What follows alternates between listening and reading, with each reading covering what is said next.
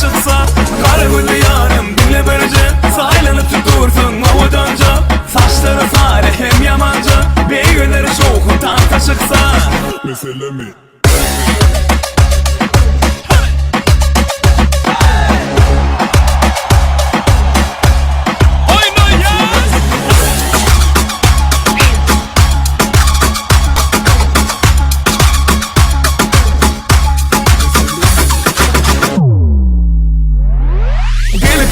Sen taybolayda, gecelerine doğrun aybolayda.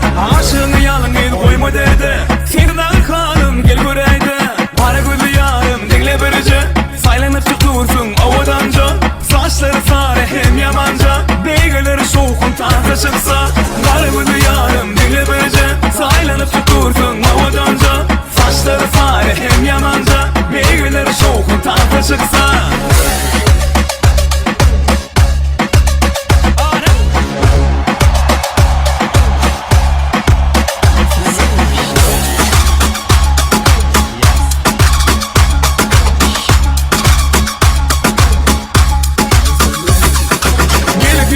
Sen taybolayda, gecelerine doğrun aybolayda.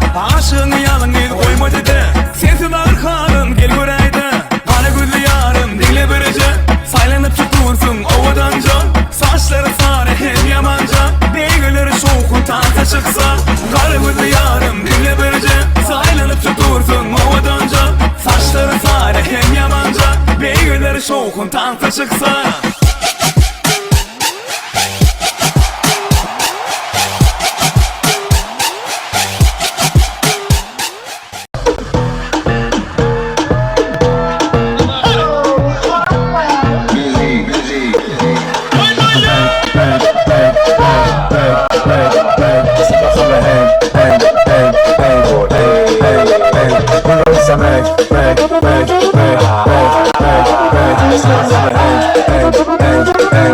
Honk in the love, give up some bang, bang, bang, bang, bang, bang, bang.